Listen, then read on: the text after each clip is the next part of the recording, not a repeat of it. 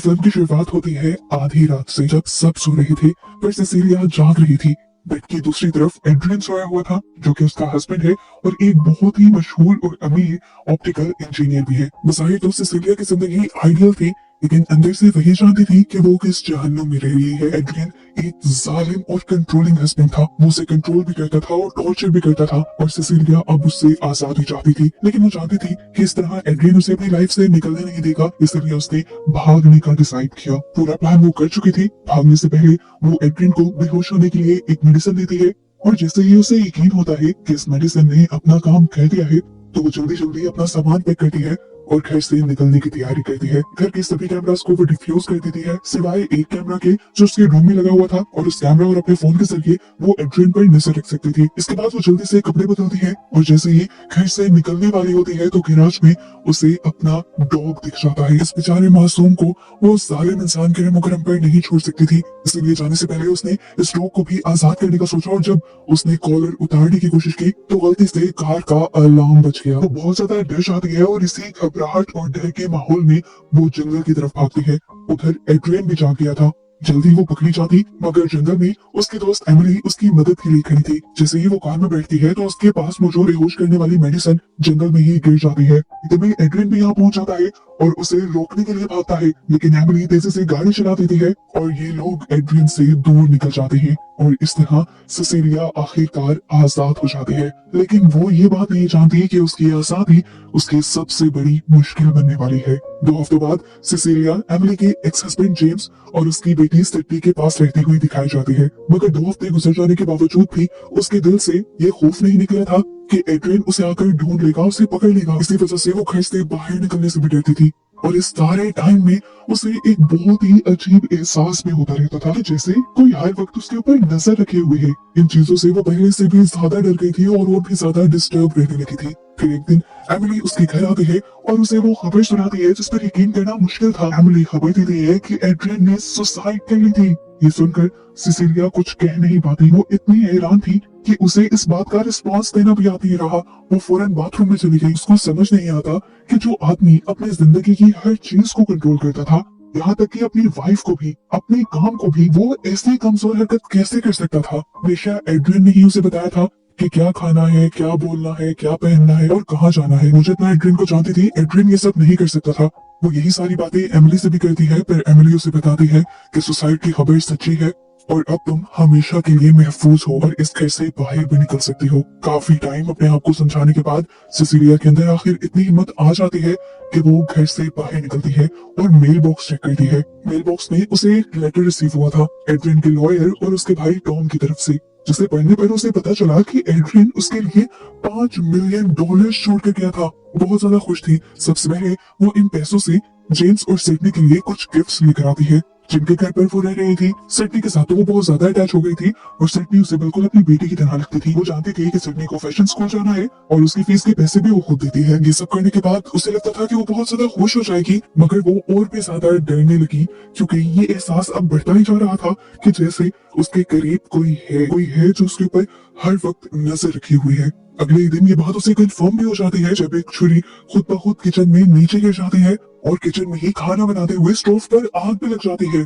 उसी रात सिसिलिया जब सोने के लिए अपने रूम में जाती है तो दोबारा उसे महसूस होता है कि कोई उसे देख रहा है। पूरे रूम में कोई नहीं था। दरवाजा खोलकर उसने बाहर देखा तो वहां पर भी कोई नहीं था। उसने फिर दोबारा से ही अपना वहम समझा और सो गई। आधी रात में दोबारा उसकी आंख खुली। उसे अपने करीब किसी के सांस लेने की आवाज आती है। सिसिलिया इतना ज्यादा डर जाती है कि अपने आप को मूव भी नहीं कर पाती। कुछ देर बाद कोई उसके ऊपर से चादर खींच लेता है और उन लोगों की पिक्चर्स लेता है। वो डरकर और उठकर बैठ गई। वो अब समझ चुकी थी कि कोई तो है जो उसके आसपास है, जो उस पर नजर रख रहा है, और अब तो वो उसे अपने सामने वाली चेयर पर बैठा महसूस भी कर पा रही थी।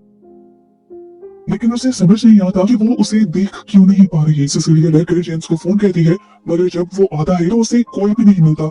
जेम्स सोचता है कि सिसिलिया अभी भी एड्रियन की वजह से सदमे में है और उसे आराम करने को कहता है। सिसिलिया खामोश हो जाती है। अगले दिन जब वो जॉब इंटरव्यू के लिए जाती है और अपना पोर्टफोलियो दिखाने वाली होती है तो उसके साथ एक अजीब चीज होती है।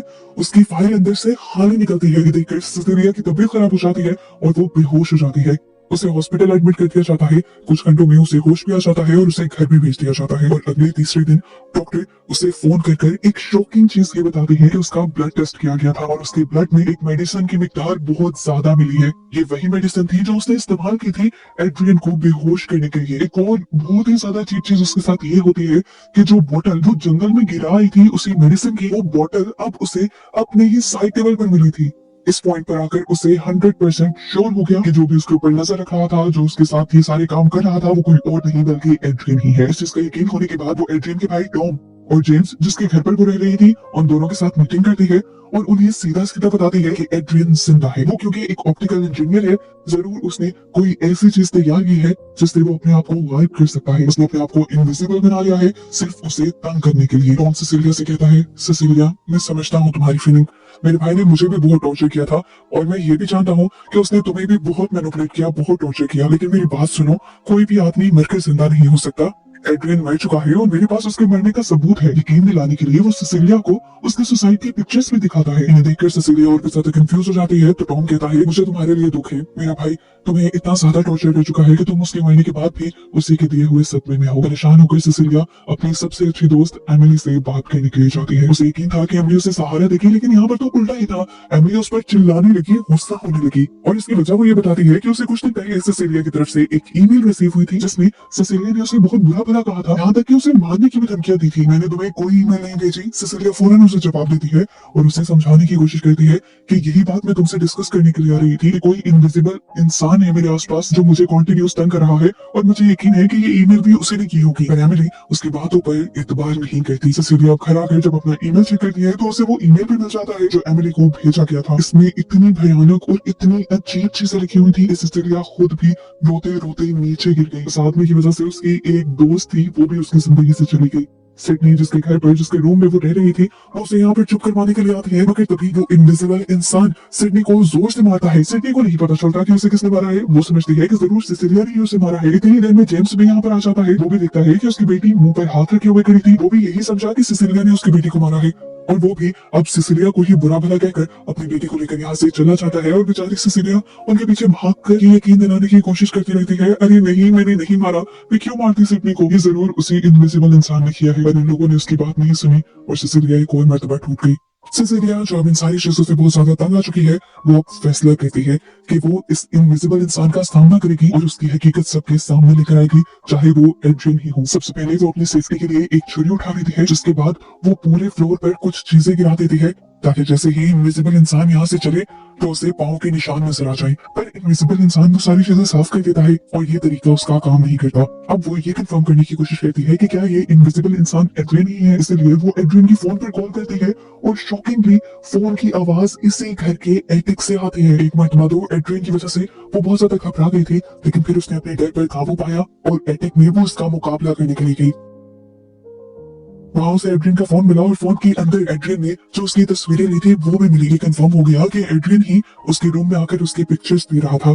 इस एडिक में उसे एक छुरी और इस पूरे घर के ब्लूप्रिंट्स भी मिल जाते हैं। इन सब चीजों के बाद वो नीचे आती है, जो कि उसे नीचे किसी के चलने की आहट महसूस हो रही थी। वो किचन में गई तो इनविजिबल इंसान ने उसे गर्दन से पकड़ लिया। सिसिलिया चिल्लाती रही, रोती रही, पर वो उसका गला खोदता रहा, जिसके बाद वो उसे जोर से डाइनिंग टेबल पर फेंकता है और फर्श पर घसीटते हुए कहीं दूसरी जगह ले जाता है। बहुत मुश्किल से ही सिसिलिया ने इस मर्तबा अपने आप को एड्रियन से बचाया था, जिसके बाद वो घर से भागकर रोड पर आ गई। आते ही उसने टैक्सी ली और एड्रियन के घर चली गई, क्योंकि वो जानना चाहती थी कि घर से भागने के बाद ऐसा क्या हुआ था कि एड्रियन एक इनविजिबल इंसान बन गया।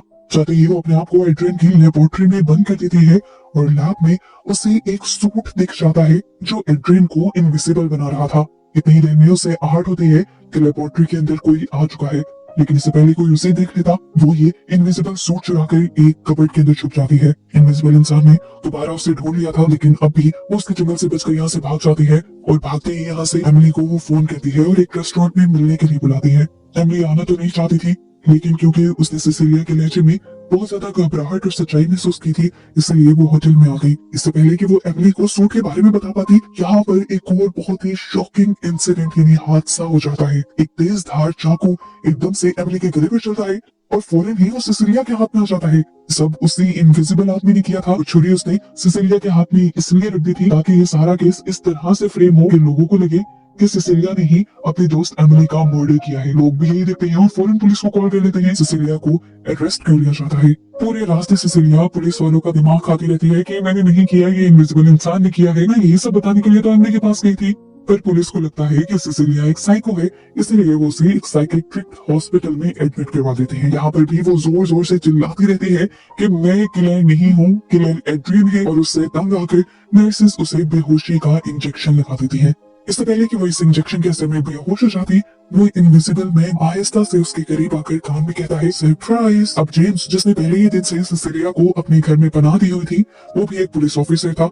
वो और उसका एक दूसरा साथी सिसिलिया से इन्वेस्टिगेशन करते हैं। सिसिलिया के होश में आने के बाद इस टाइम पर वो जेम्स को यकीन दिलाती है कि मेरे पास सबूत है कि ये सब एड्रियन ने किया है। एड्रियन जिंदा है और वो एक इनविजिबल मैन बना हुआ है। लेकिन वो सबूत क्या थे वो इस टाइम नहीं बताती, क्योंकि जानती थी कि इनविजिबल मैन अभी नहीं के इर्द गिर्द खड़ा है। इसी दौरान पुलिस ऑफिसर्स उसे शॉकिंग चीज ये बताते हैं कि उसकी मेडिकल रिपोर्ट हुई है और उन्हें पता चला है कि सिसिलिया प्रेग्नेंट है। सिसिलिया एक और मर्तबा सदमे में चढ़ गई थी। दूसरा सदमा देने के लिए उसे एड्रियन का भाई टॉम आ गया, जो उसे बताता है कि तुमने ये जो जुर्म किया है इसकी वजह से तुम्हें एड्रियन की विरासत के पैसे भी नहीं मिलेंगे। सिसिलिया और भी ज्यादा परेशान हो गई थी, पर टॉम ने उसे कहा ये सब बदल भी सकता है अगर तुम चाहो तो। अगर तुम इस बच्चे को पैदा करने का फैसला कर लो और वापस एड्रियन के पास चली जाओ तो तुम्हारे ऊपर जितने भी चार्जेस लगे हुए हैं ये सब के सब खत्म हो जाएंगे। ये सुनकर तो सिसिलिया की होश ही उड़ गई थी। वो सब समझ गई थी कि टॉम भी एड्रियन के साथ ही मिला हुआ था। डील करवाने के लिए टॉम यहाँ पर कुछ पेपर्स भी लेकर आया हुआ था। सिसिलिया डील करने से तो इनकार कर लेती है, लेकिन ब्रीफ केस में से एक पेन चुरा लेती है। उसे इस टाइम बच्चा पैदा नहीं करना था। रात में जैसे ही वो अपने आप को किसी अजीब मेडिसिन का इंजेक्शन लगाने वाली थी तो वो इनविजिबल मैन उसे यहाँ पर रोकने आ जाता है और सिसिलिया मौके का फायदा उठाकर उसी पर हमला करती है और उसके सूट को नुकसान पहुंचा देती है। ये सब वो इनविजिबल मैन को उन्हें सामने लाने के लिए तो कर रही थी। अंदर से शोर की आवाजें सुनते हुए पुलिस ऑफिसर्स अंदर आते हैं, मगर इनविजिबल हुआ एड्रियन उस पर भी हमला कर देता है। सिसिलिया को भागता हुआ और पिछले ऑफिसर को गिरता हुआ देखकर यहाँ पर दो ऑफिसर्स और आते हैं, जिनके ऊपर भी एड्रियन हमला कर देता है। इनविजिबल मैन के सहारे किए इस काम को देखते हुए और ऑफिसर्स भी यहाँ आते हैं, मगर कोई भी उसे रोक नहीं पाता। सिसिलिया जल्दी से एक ऑफिसर की गन खींच लेती है और एड्रियन को मारने के लिए उसके पीछे भागती है। सिसिलिया जानती थी कि कोई भी उसे देख नहीं पा रहा, सिर्फ वही उसे हल्का हल्का देख पा रही है क्योंकि थोड़ा सा उसका सूट डैमेज हो गया है। सिसिलिया कॉरिडोर तक उसके पीछे भागती है, उसके ऊपर गोलियां चलाती है, पर फिर भी वो बच जाता है। सिसिलिया ने अब गैराज तक उसका पीछा किया था। वो उसे किसी भी तरह देखकर उसे मारना चाहती थी, लेकिन एकदम से दोबारा वो उसके पीछे आ गया और उसे पकड़ते हुए उसने धमकी दी कि मैं जेम्स को, उसकी बेटी को, सबको मार दूंगा, बिल्कुल एमिली की तरह। ये सुनकर वो शॉक हो जाती है और एक और मर्तबा एड्रियन को गोली मारने की कोशिश करती है, पर वो एक कार लेते हुए यहाँ से भाग जाता है। भी वो एक कार चुरा कर उसका पीछा करने की कोशिश करती है और फौरन जेम्स को भी कॉल कर देती है और उसे अलर्ट करती है कि घर पर उसकी बेटी अकेली है और बहुत बड़े खतरे में है। वो इनविजिबल मैन यानी एड्रियन जेम्स के घर पहुंचता है और सिडनी उसके आने को महसूस कर लेती है और अपने आप को बचाने के लिए उसके ऊपर पेपर स्प्रे करती है, क्योंकि वो भी इस सारे हमले के लिए मेंटली तैयार हो चुकी थी, क्योंकि उसके डैड ने उसे बताया था। इन्हीं 2-4 सेकंड्स के अंदर जेम्स भी घर पहुंच जाता है और एड्रियन उसे पकड़कर खूब मारता है। इस सारी चीजों को रोकने के लिए यहाँ पर सिसिलिया आ जाती है फायर एक्सटिंग्विशर लेकर। वो इस फायर एक्सटिंग्विशर को चारों तरफ स्प्रे करती है और जैसे ही स्प्रे इनविजिबल मैन के ऊपर गिरता है तो इनविजिबल मैन सिसिलिया को नजर आने लग जाता है और वो फौरन बिना टाइम वेस्ट किए उसे गोली मार देती है। ये सब देखकर ये लोग मिलकर उसका सूट उतारते हैं और सूट उतारते ही कुछ देर के लिए सिसिलिया की दुनिया रुक जाती है, क्योंकि उसे लग रहा था उसने एड्रियन को मार दिया, लेकिन असल में इस टाइम ये सूट पहने यहाँ पर टॉम था। अब जैसा कि पुलिस स्टेशन में बार बार सिसिलिया ने एड्रियन का नाम लिया हुआ था और जेम्स भी इसे ये इसको देख रहा था, तो पुलिस भी इन्वेस्टिगेशन करने के लिए अब तक एड्रियन के घर पर पहुंच चुकी थी और वहां पर ये लोग एड्रियन को बेसमेंट में बंधा हुआ देखते हैं और वो क्लेम करता है कि मुझे इस पूरे टाइम में मेरे भाई ने कैद करके रखा हुआ था। लेकिन सिसिलिया उसके स्टेटमेंट पर यकीन नहीं करती, क्योंकि वो जानती है कि एड्रियन की मर्जी के बगैर एड्रियन के साथ कुछ भी नहीं हो सकता। वो यही मानती है कि एड्रियन और टॉम ही हमेशा से मिलकर ये काम कर रहे थे और इन दोनों का ही प्लान था और अब उसके लिए एक नया मिशन आ गया था कि उसे ये साबित करना है और एड्रियन का ये राज फाश भी करना है। इसलिए उस रात सिसिलिया एड्रियन को फोन करके उसे घर मिलने के लिए बुलाती है। एड्रियन भी आते ही सिसिलिया से माफी मांगने लगता है और कहता है मैं समझ गया हूँ कि मैं बहुत बुरा था, मैंने तुम्हें बहुत तंग किया है, लेकिन मेरा यकीन मानो मैं अब बदल गया हूँ, तो मेरे पास वापस लौट आओ, हम एक बहुत अच्छी जिंदगी की शुरुआत करेंगे। सिसिलिया कहती है ठीक है मैं मान जाऊंगी, बस एक शर्त पर कि तुम ये बात मान लो, एडमिट कर लो कि तुम ही इनविजिबल मैन थे। इस मरतबा भी वो कहता है इनविजिबल इंसान में नहीं था, टॉम था और वही सब कंट्रोल कर रहा था। और इसी दौरान हम देखते हैं कि जेम्स सिसिलिया के पास एक स्पाई माइक्रोफोन के जरिए ये सब कुछ सुन रहा था। ये सुनने के बाद सिसिलिया जोर जोर से रोने लग जाती है और उसे बहलाने के लिए एड्रियन उसी अंदाज में सरप्राइज बोलता है जैसा उसने पुलिस स्टेशन में बोला था। यानी वो ये बात मान रहा था कि वही इनविजिबल इंसान है। सिसिलिया भी एकदम से सरप्राइज हो जाती है और सबसे पहले उठकर वॉशरूम में जाती है। वो वॉशरूम में रोना शुरू कर देती है, जबकि बाहर हमें दिखाया जाता है कि एड्रियन अपने ही हाथों से अपना ही गला काट देता है। सिसिलिया जैसे ही बाथरूम से निकलती है, ये सारा मंजर देखकर बहुत ज्यादा डर जाती है और घर से बाहर निकलकर पुलिस को कॉल करती है। जेम्स भी भागता हुआ घर के अंदर आता है और एड्रियन को मरा हुआ पाता है। यहाँ पर जो सीसीटीवी फुटेज थी वो तो यही दिखा रही थी कि एड्रियन ने अपने आप को खत्म किया, लेकिन सिसिलिया दोबारा अंदर आई। एड्रियन के पास आकर उसने उसी अंदाज में सरप्राइज बोला जैसे एड्रियन उसे बोला करता था। यहाँ पर ट्विस्ट रिवील होता है कि जो सूट एक मिनट बाद सिसिलिया ने छुपा लिया था वही पहन के सिसिलिया यहाँ आई थी एड्रियन को जान से मारने के लिए। इसके बाद वो वही सूट वाला बैग उठाती है और इस घर से बाहर निकल जाती है।